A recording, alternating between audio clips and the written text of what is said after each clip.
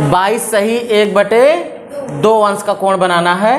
और ये मिश्र भिन्न में दिया है, इसको जब हम इम्प्रॉपर फ्रैक्शन में बदलेंगे, अनुचित भिन्न में बदलेंगे, तो आ जाएगा 22 दूना 44 और 1 45/2। मतलब कि 45 अंश का जो कोण होगा उसको हम क्या कर देंगे, आधा कर देंगे, 2 बराबर भागों में बांट देंगे। तो 22 सही 1/2 अंश वाला कोण हमारा बन जाएगा। समझ गए?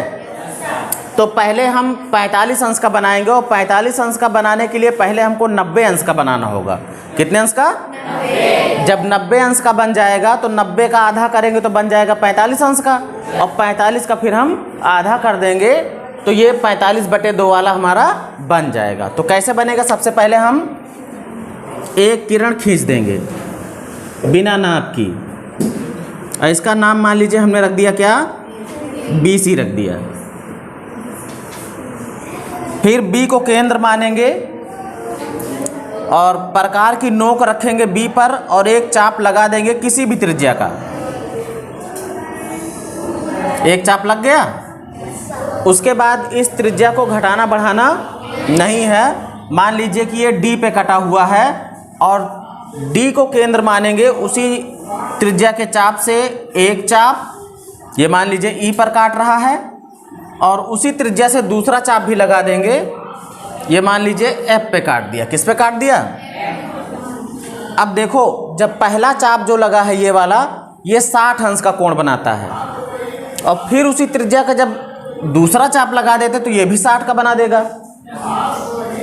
तो देखा जाए तो ये यहाँ से यहाँ तक वाला पूरा 120 का है। अगर हम यहाँ से खींचे अगर कोई किरण तो कितने अंश का कोण बनाएगा? 120 अंश का।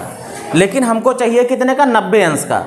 तो ये 60 अंश का कोण ये बना हुआ है इतने, अगर यहाँ से लाइन खींचते तो कितने का बनेगा? 60 का। इधर वाला जो 60 का है इसको हम कर देते हैं आधा।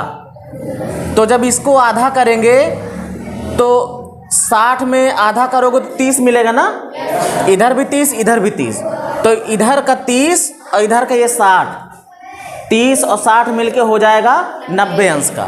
तो आधा करना है तो जो ये चाप लगे हुए हैं इनको केंद्र मान करके एक बार एक चाप इधर से और दूसरी बार एक चाप इधर से, जहां पर ये दोनों चाप काटेंगे मान लीजिए कि ये G बिंदु है। कौन सा बिंदु है?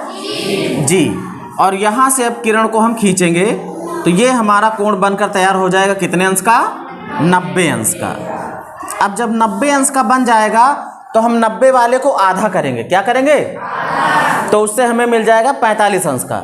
और आधा करने के लिए देखो एक चाप ये पहले से लगा ही है, लगा है ना, ये D पे यहाँ पे काट रहा है इसकी एक भुजा को, दूसरी भुजा को जहाँ पे एक कट रही है इसको कुछ भी मान लो, मान लीजिए ये H बिंदु है। कौन सा बिंदु है? तो D और H को हम केंद्र मान करके बारी बारी से 2 चाप लगाएंगे तो इसका आधा हो जाएगा ना आधा।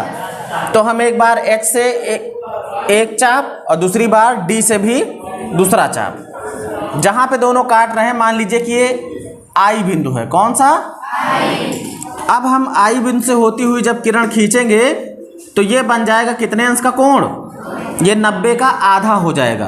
तो ये बन गया कितने अंश का? अब 45 अंश का।